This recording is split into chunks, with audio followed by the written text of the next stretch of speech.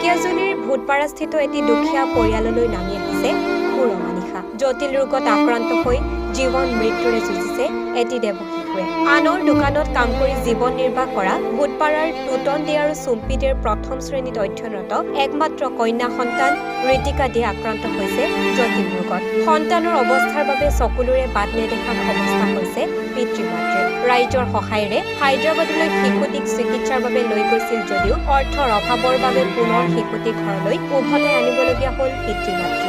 হায়দৰাবাদত চিকিৎসকে শিশুটিৰ লিভাৰ ট্ৰান্সপ্লেণ্ট কৰিব লাগিব বুলি কোৱাত যেন মূৰৰ ওপৰত সৰগ ভাগি পৰিল দৰিদ্ৰ পৰিয়ালটিৰ।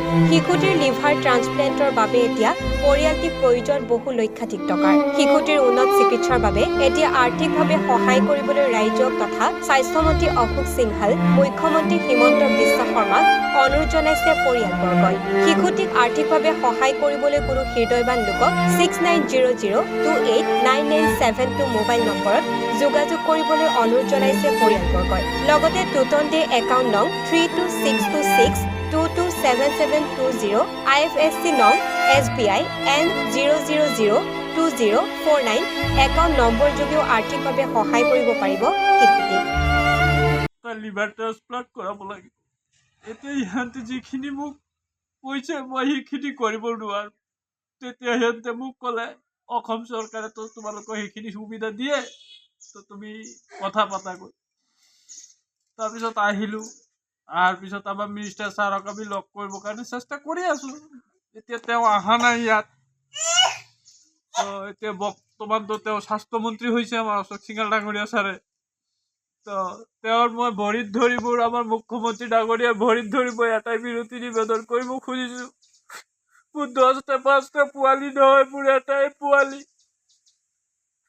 পোৱালিটো মোক অকণমান যেন ভাল কৰি দিয়ে আনি দিয়ে, তাৰে মই সিহঁতৰ ওচৰত ভৰি ধৰি কামনা কৰিছোঁ আৰু মোক একো নালাগে। ঢেকিয়াজুলিৰ পৰা শৈলৱ ভট্টাচাৰ্যৰ প্ৰতিবেদন, এনিভাৰ 24।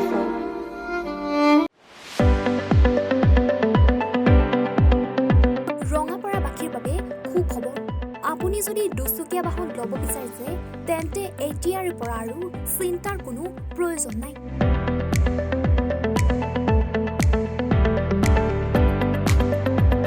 আপুনিও আহিব পাৰে DBP এছ'চিয়েটলৈ, বাজাজ টু হুইলাৰ ডিলাৰ।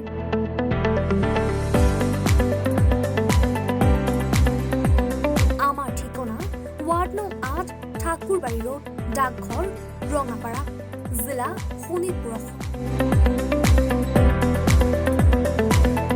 আমাৰ যোগাযোগৰ নম্বৰ 9435707133, 9707967285।